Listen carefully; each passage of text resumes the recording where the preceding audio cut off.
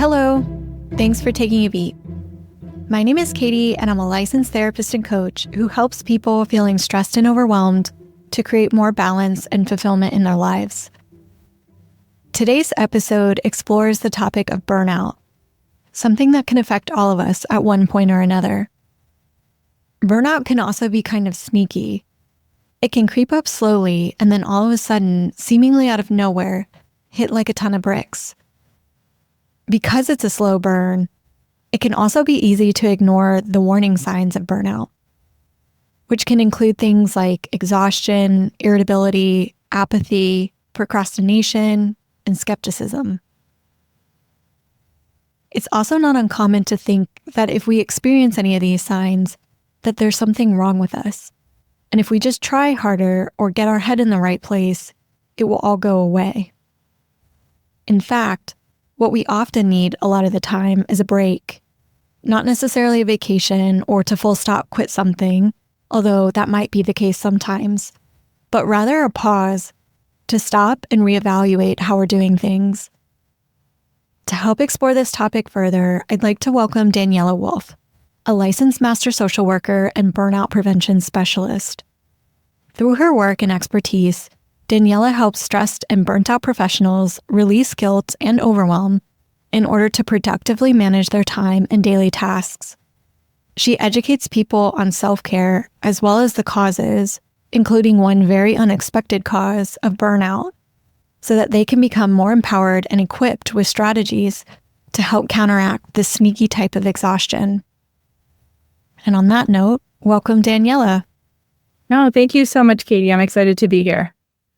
And I know that you focus on burnout prevention, and that's kind of your specialty area. I'm curious how your personal and even professional journey kind of led you to this area in particular.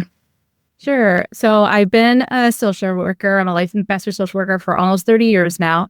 So clinically trained in all things mindfulness, stress management, coping skills, all those types of things, as well as I have unfortunately been through my own burnout. That was probably almost 20 years ago. I was going through a divorce. My kids were 4 years old and 6 months old. And so I was a single working mom trying just to do it all, be it all. I wasn't great at asking for help.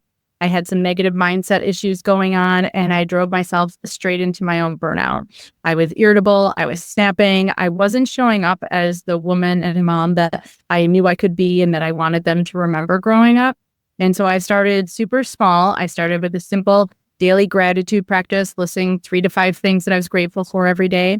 At the time, our grocery store had free childcare. And so I was using that, as well as I joined a gym that had free childcare. And, it definitely took some work to get over when I would run into people at the grocery store, oh, where are the kids? And not feeling like I had to over explain where they were and why I was just shopping by myself, things like that. Being able to take that time for myself, I found not only was I showing up better, but my kids were too. And definitely when it comes to self-care, so many people think it's selfish or you're taking from, but you're actually giving so much more back, not only to yourself, but to everybody else around you. And I found people were asking me what I was doing or sharing moments that they took for themselves based on something I said or did. And I realized I think we're all looking for that validation and permission that it's okay to take time for ourselves. And so that's kind of how I help people now and preventing burnout and getting to that place themselves. And does the grocery store still offer childcare while you grocery shop? Unfortunately, that stopped during COVID. So My kids are 24 and almost 20 now. So it's definitely been a journey. And it's something we talk about, as far as what they learned as well. Kids will always do what you do and not what you say. They've learned now that they're young adults how to manage stress, how to carve out that time for themselves so that they can take care of themselves in a way and find some of that work-life balance. Because I don't think it's something that's talked about enough or shared as far as how to do these things. And then when did you start to pivot from sort of more of a personal realization and then making it more of your actual work? So yeah, I'm still working full time as a social worker, so I still do that. And then I've been doing the burnout prevention coaching for the last 5 years. So I do one-on-one coaching. I do a lot of corporate speaking. I have a book that came out last year. I have a podcast. So as many different opportunities as I can to help get this information out. I don't want to gatekeep it, but I know everyone's in a different place when it comes to their own personal development journey of how comfortable they are, where they're at. Some people, like I said, are do-it-yourselfers and, want to try and work through it on their own. And so I offer everything that I teach one-on-one in so many different ways. I guess, are there common themes that you notice among clients or even when you're speaking that come up in terms of questions related to burnout? Yeah, I think a lot of times there's a couple of pieces of it. One is that, it seems like common sense as far as some of the strategies that I talk about, some of the things when it comes to doing, but not realizing the consistency, especially that needs to happen, as well as sometimes the different parts that can go into it. When I came up with the way I help people, which is called the Exhausted to Empowered formula, I found there were 3 main areas that we kind of needed to focus on in order to help people make their own individual transformation. And that involves looking at their mindset, how they're planning their time, and then the last one being self-care. Because we start with that mindset because I believe when you think differently, you feel differently. When you feel differently, you act differently.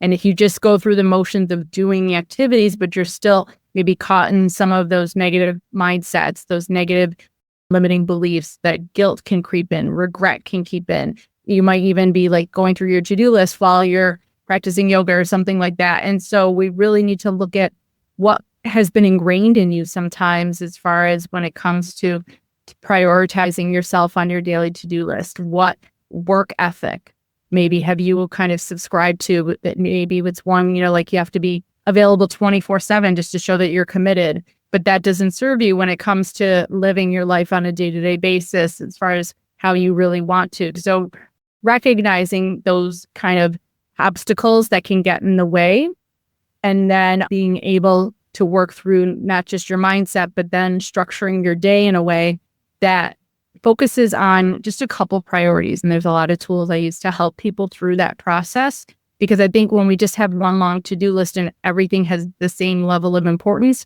nothing becomes important anymore. So helping people prioritize, as well as then structure space throughout their day, what I like to call buffer zones, so that you actually have the time, not only if life happens and you need a couple of extra minutes, but also then to fit in this last piece of self-care. And I believe it doesn't have to be, it gets a bad rap as a luxury, as a nice to have.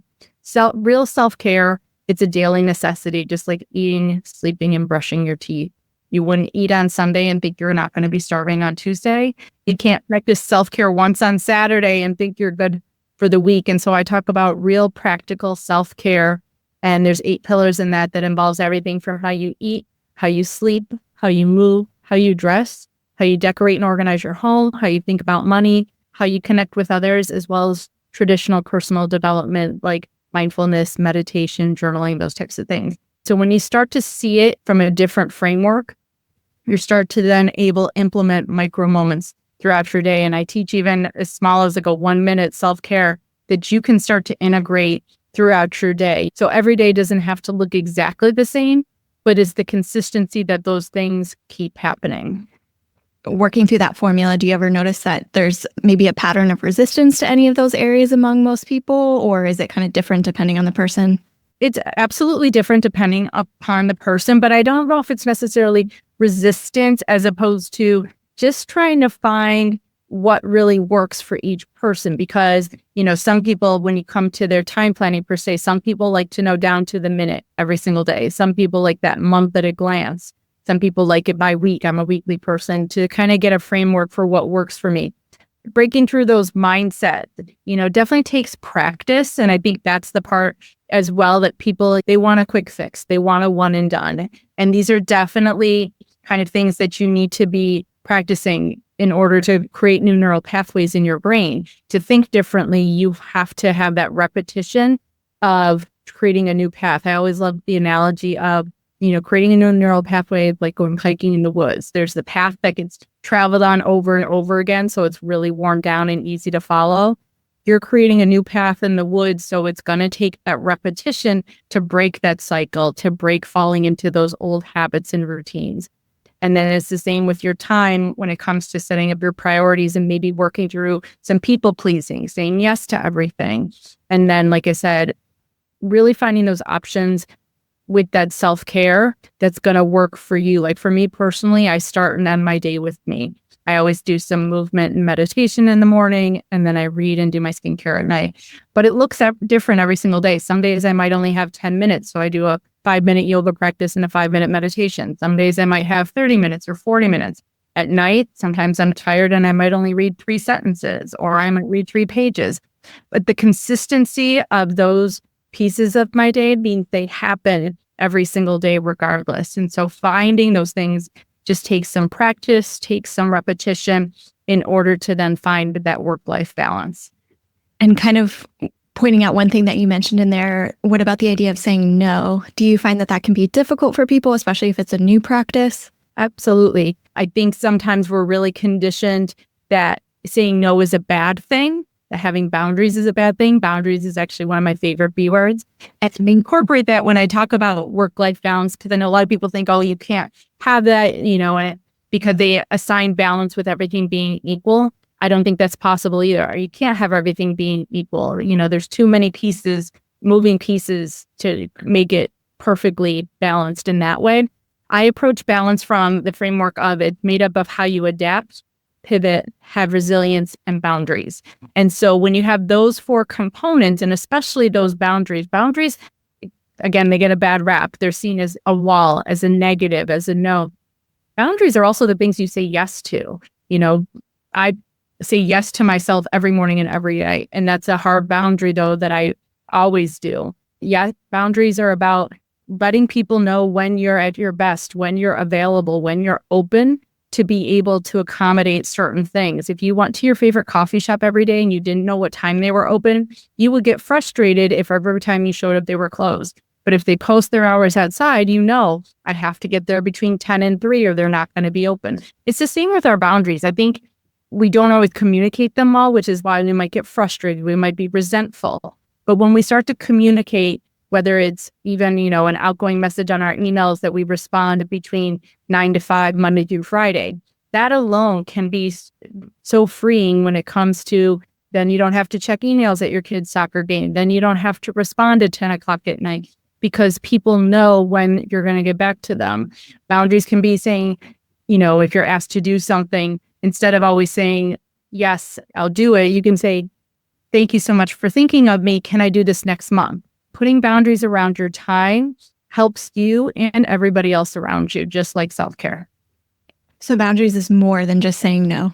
Absolutely. Absolutely. Boundaries benefit everybody. You almost think of like if you had a dog outside, if you had it on just a tight leash, it could only go so far. But if you put a fence around your yard, the dog gets to run. People walking by your house know it's not going to come charging at them. It gives a lot of freedom. More than people realize. Boundaries allow you the freedom to plan in a way that works for you and doesn't feel like it's inconveniencing anybody else. Boundaries can be flexible. Boundaries don't have to be rigid and those types of things. So again, how you want to choose to look at that is how it then works for you and feels aligned in a way that makes it manageable. So you don't have to say no, or you can say no, but still be appreciative, but still be grateful. And maybe find a compromise then so that you don't feel like you're letting anybody down. Do you find that there are any unexpected causes of burnout? Yeah. A lot of people don't realize, but science has actually shown when you're following your passions, you're actually more prone for burnout than when you're doing something you don't like. So whether you're an entrepreneur and a business owner, a parent in a relationship, those things that you go all in on is where you toss your boundaries out the window. If you're at a job you don't like, 5 o'clock hits and you're like, bye, I'm out of here. But if it's something you love, you might stay longer. You're going to work longer. You can invest more time in. And like I said, even with your relationships, if you are too all in on it, you stop seeing your friends. You may be a little more disconnected, those types of things. Or even with your kids. I remember talking to a new mom friend at one point, and she was like, you're my first adult conversation in the last day and a half because she was just so all in on her kids, you start to neglect those other areas of those 8 pillars of self-care that I talked about. And again, you toss your boundaries, you ride the highs and lows so much more intensely of the things you're passionate about, as well as it can be isolating. So to really have that awareness, even with the things you love, to still have that kind of equity among those other areas of self-care, because they all function together. They all work together. People don't realize you can't just be, I'm going to work out every single day and that's the only area of self-care you focus on, or you only focus on food, because they all kind of snowball. The example I love to use is like, I know if I'm stressed about money, I might not sleep well. If I don't get a good night's sleep, I'm going to be cranky and my connections aren't going to be so great the next day. I also crave carbs when I'm tired. And so I don't eat so great. And then maybe I'm not as motivated to work out.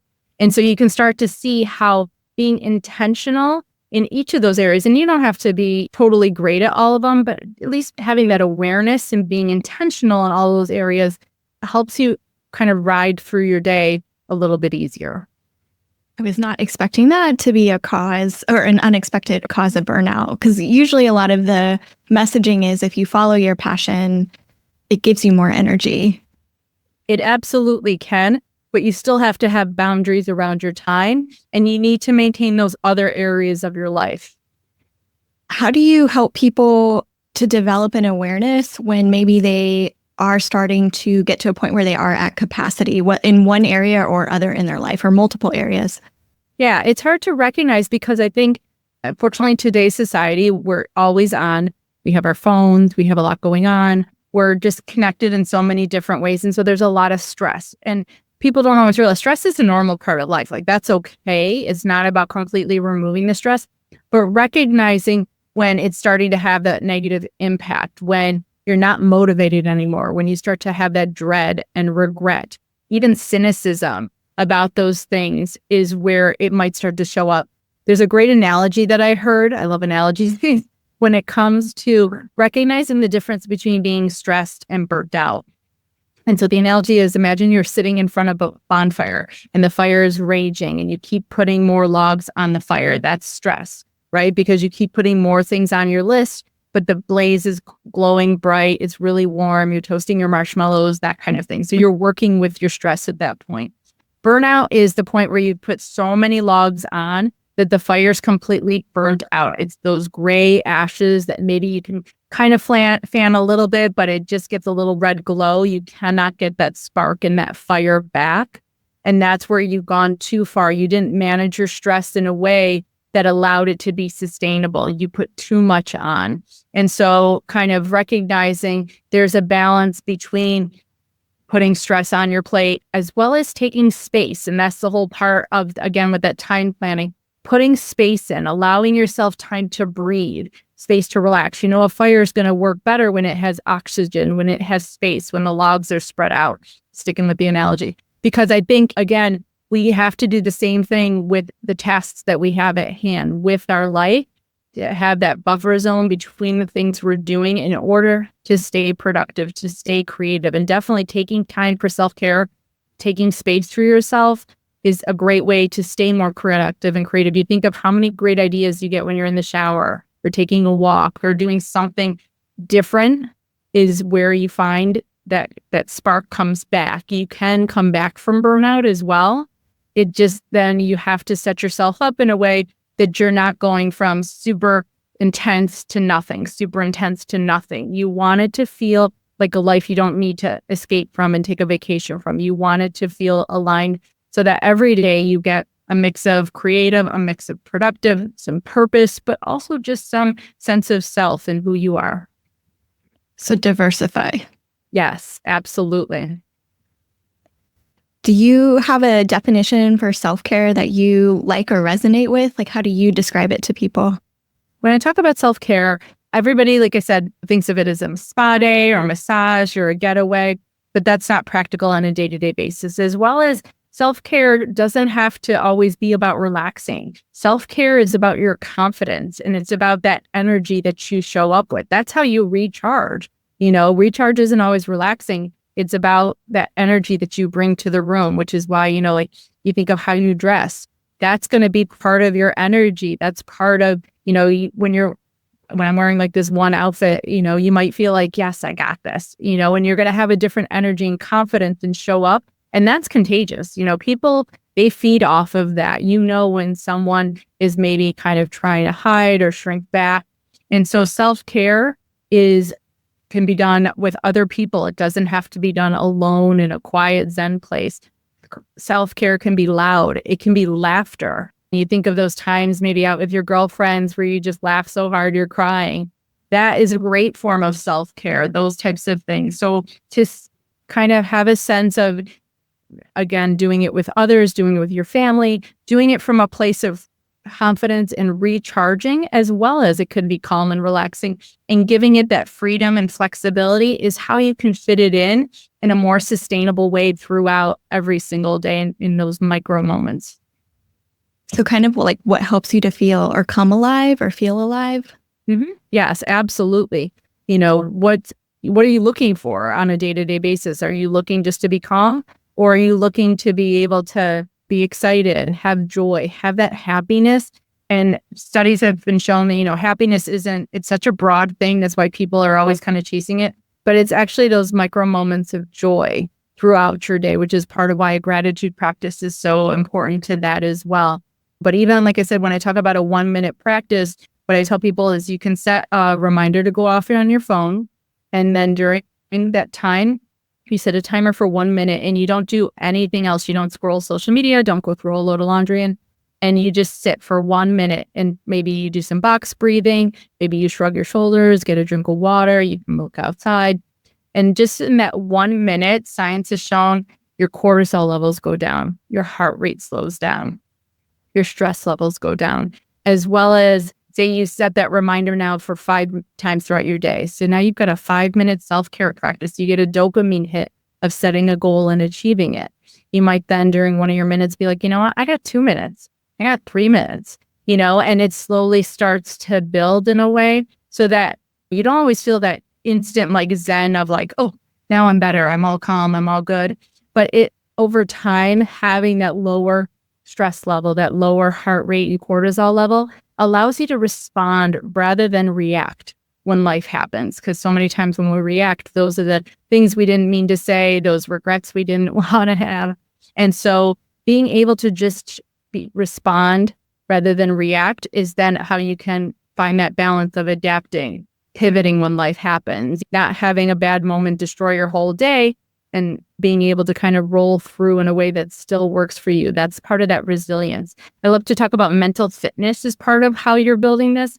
So many people, they understand what physical fitness is, right? Like you're working out in order to build your strength so that you can climb the stairs, chase your kids, do those kind of things. And so we're building our mental fitness over time by doing these things so that you have the resilience to handle whatever life throws at you, because you never know what's going to come up on a day-to-day basis, and so that you can have the strength mentally to be able to cope with those things.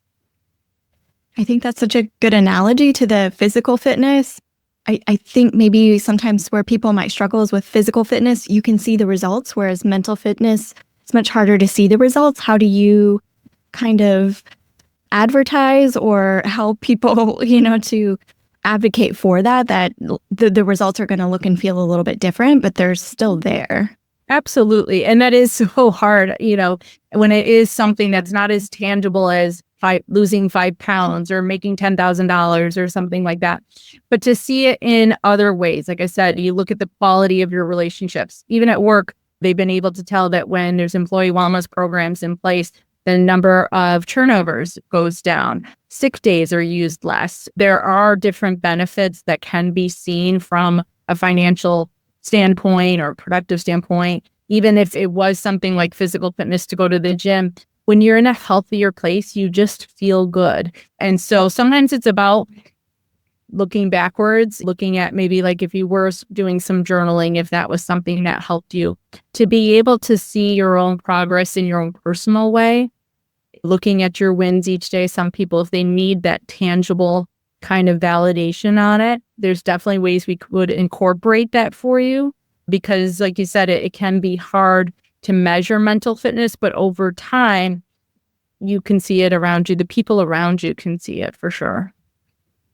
So maybe even ask a friend sometimes. Yeah, having that accountability, whether it is a friend, whether it's through there's different groups online, whether it's working with a coach, having that accountability and having that person that can hold that mirror up for you and reflect back, not only where you are, of where you've been, because unfortunately, we're never as kind to ourselves as we are to anybody else around us. So many times you think of how you would respond to a friend in the same situation versus the things we say to ourselves. We can be really nasty and not nice. And so learning how to have that same compassion and talk to ourselves in the same way that we would talk to somebody else.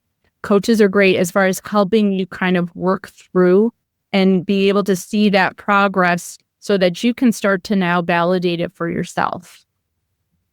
And what about if someone is feeling maybe a little bit hopeless about the possibility of work-life balance? Why do you think work-life balance is a possibility and achievable? Like I said, just because it's not about looking at that straight balance every single day. When you start to plan your time in a way that allows you to adapt and pivot, when you start to see options of how to add these micro moments throughout your day, it can be hard initially when we are hopeless. And definitely it might be beyond working with a coach and working with an actual therapist, depending on that level of hopelessness.